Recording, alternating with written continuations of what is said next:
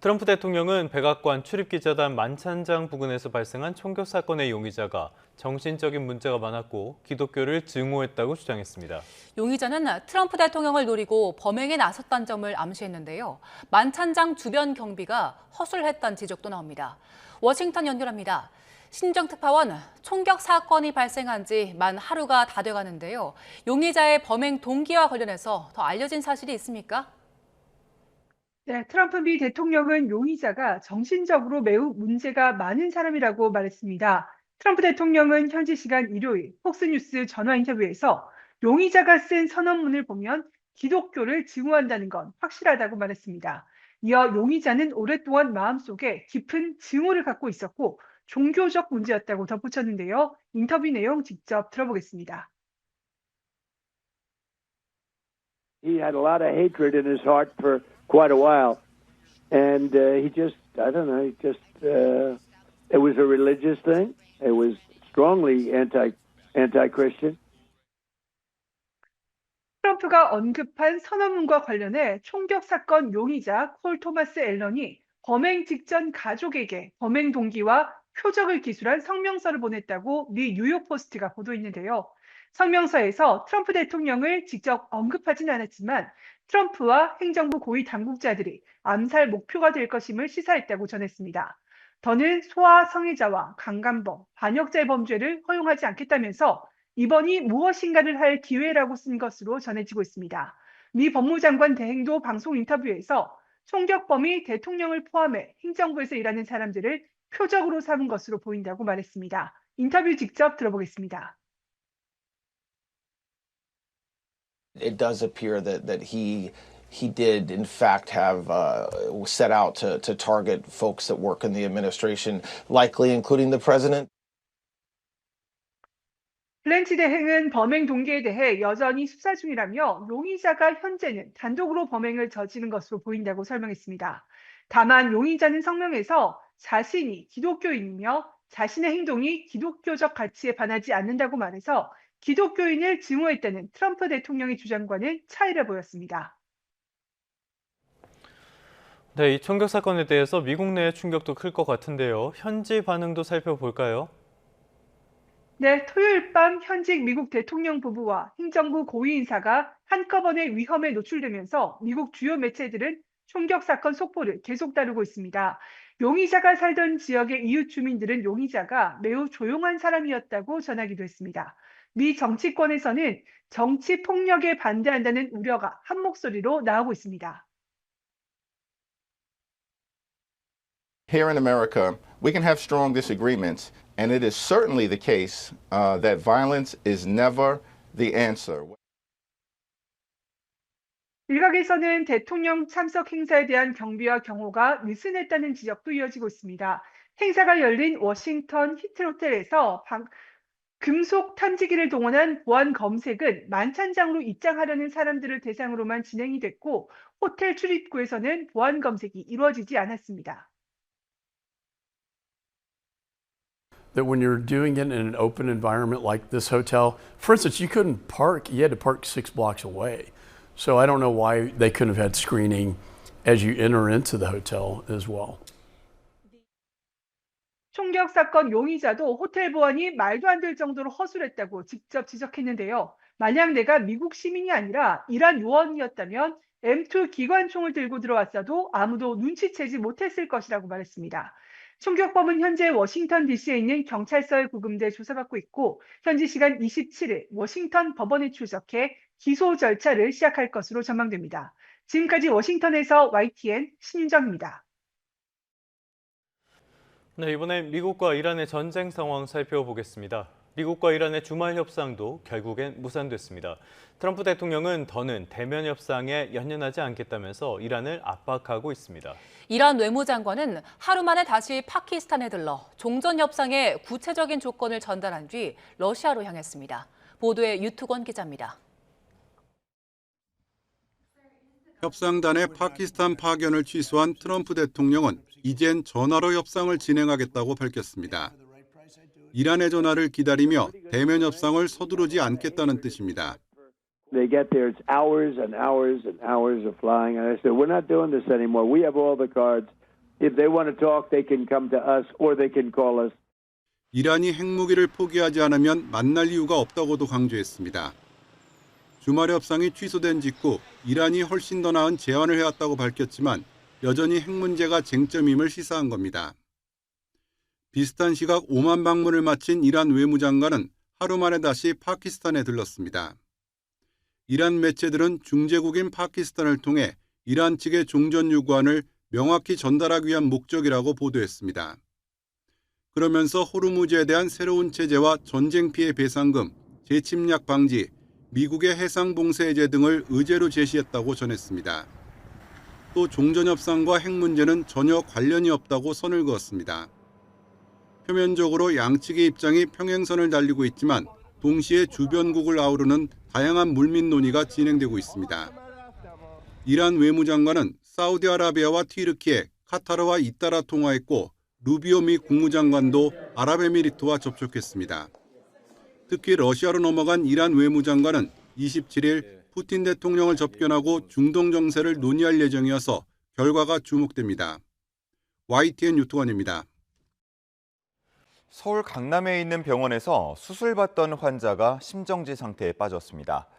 마취과 의사와 수술 집도의가 차례로 수술실을 비운 사이에 벌어진 일인데요. 환자는 석 달 가까이 의식을 되찾지 못하고 있습니다. 송수연 기자의 단독 보도입니다. 지난 1월 40대 여성 환자가 팔꿈치 수술을 받기 위해 수술실로 걸어 들어갑니다. 12분 뒤 환자 마취를 끝낸 마취과 전문의 A씨가 수술복을 벗은 사복 차림으로 병원 복도를 나섭니다. 정형외과 집도의 B씨가 수술실에 들어오기도 전이었습니다. 그날만 특별하게 이런 일이 있어서 먼저 간다고 하신 거예요? 보통 프리랜서들은 이런 식으로 일을 하는 게 일반적인 상황인데 원장님이 그렇게 했을지는 정확하게 잘 모르겠습니다. 네, 원장님 오기 전에 저희가 이동한 거라서. B씨도 수술을 마친 뒤 자리를 떠났지만 환자는 여전히 수술실에 잠들어 있었습니다. 현재 환자의 상태가 어떤지, 환자의 산소 포화등이 뭐니 이런 것들이 어떤지를 확인해야 될 의무가 있는데 집도의도 동시에 그 현장을 이탈해버렸고. 집도의 B씨는 당시 마취과 전문의가 나간 사실도 몰랐다고 말합니다. 9시 12분에 마취과 선생님 나간다는 거 알고 계셨죠? 수술할 때. 몰랐습니다. 근데 저는 수술하면서 집중하고 일을 하고요. 당연히 저는 마취과 방에서 왔다 갔다 하고 보고 계신다고 생각을 했습니다. 수술이 끝나고 얼마 뒤 환자를 깨워도 의식을 회복하지 않자 이상 징후를 느낀 간호사는 2차례에 걸쳐 마취과 전문의 A씨에게 연락했습니다. A씨는 2번 모두 해독제를 투여하라고 지시했는데 2번째로 해독제가 들어가고 9분 뒤 환자는 심정지 상태에 빠졌습니다. 중고등학생 자녀의 어머니인 환자는 석 달 가까이 지난 지금까지도 저산소성 뇌 손상으로 의식을 되찾지 못하고 있습니다. 움직이지도 못하고 지금 거의 뼈만 남아있는 상태거든요. 이제 딸들한테는 이제 엄마가 좀 돌아오기 힘들 것 같다라고 지금 이야기를 하고 있고요. 대한마취통증의학회가 펴낸 의학교과서는 마취과 의사가 환자의 상태를 지속적으로 감시하면서 마취를 시행해야 한다고 명시하고 있습니다. 마취과 의사가 없을 때라도 마취 분야에 숙련된 의료인이 마취제가 투여되고 있는 환자의 옆에 있어야 한다는 점도 분명히 했습니다. 환자가 의식을 완전히 회복하거나 회복실로 이동할 때까지 마취 제공자, 즉 의사가 곁을 지켜야 한다고도 강조합니다. 마취과 의사가 바로 옆에 있었다면은 이런 이상 징후를 빠르게 캐치를 했겠죠. 왜 그렇게 바이탈 사인이 흔들리는지에 대한 정보 파악이 빠르게 필요한데 그 부분에서 좀 조치가 좀 늦어졌다 혹은 잘못 조치 취했다라고 할 수 있습니다. YTN 취재가 시작되자 병원 측은 관련 내용을 확인하고 있고 현재는 답변할 수 없다는 입장만 반복했습니다. 가족들은 의료진의 무책임한 행동이 한 가정을 사지로 내몰았다며 집도의와 마취과 전문의를 상대로 법적 대응에 나섰습니다. YTN 송수연입니다. 중동 사태 장기화로 물가 부담이 커진 서민 어려움을 덜기 위해 정부가 지원금을 줍니다. 국민 70%에 최대 60만 원이 지급되는데 오늘 취약계층부터 우선 신청할 수 있습니다. 이형원 기자입니다. 이번 고유가 피해 지원금은 국민 10명 가운데 7명이 받게 됩니다. 소득 하위 70%로 규모로 보면 3,250만 명이 넘습니다. 예산 6조 1,000억 원이 투입돼 한 사람당 최대 60만 원이 지급됩니다. 오늘부터 이루어지는 1차 지급은 취약계층을 우선합니다. 기초생활수급자는 55만 원, 한부모 가족은 45만 원인데 비수도권이나 인구 감소 지역에 산다면 5만 원씩 더 받을 수 있습니다. 다음 달 8일까지 신청해 받을 수 있는데 지급 첫 주에는 출생연도 끝자리를 기준으로 요일제가 적용됩니다. 나머지 대상자는 다음 달 18일부터 7월 3일까지 신청해 받을 수 있습니다. 수도권 10만 원, 비수도권은 15만 원 등 지역에 따라 최대 25만 원이 지급됩니다. 건강보험료 외 고액자산가 제외 기준 등을 추가로 적용한 대상자 선정 기준을 마련해서 2차 지급하기 전에 발표할 계획입니다. 신용카드나 체크카드로 신청하면 다음 날부터 쓸 수 있고 지역사랑 상품권은 주민센터에서 받는 즉시 사용 가능합니다. 지원금은 주소지 관할 시에서만 사용할 수 있는데 오는 8월 31일까지 쓰지 않으면 잔액은 사라집니다. YTN 이영훈입니다. 끝으로 출근길 날씨 살펴보겠습니다. YTN 야외 스튜디오 연결합니다. 정수현 캐스터. 네, 정세현입니다. 네, 주말 내내 상당히 날이 더웠는데요. 오늘은 지역에 따라서 날씨가 다르다고요? 네, 오늘은 중부와 남부지방의 날씨가 사뭇 다르겠습니다. 중부지방은 종일 흐린 가운데 남부는 초여름 날씨가 이어지겠는데요. 서울 낮 기온도 22도에 그치면서 고온 현상도 누그러지겠습니다.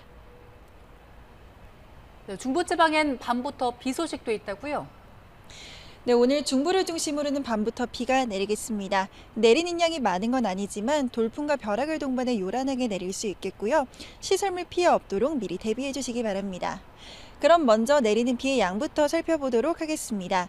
내일 새벽까지 강원도에 최고 20mm, 수도권과 충청에 5에서 10mm가 되겠고 비가 내리기 전 낮 동안에도 중부 곳곳으로 약한 빗방울이 떨어질 수 있겠습니다.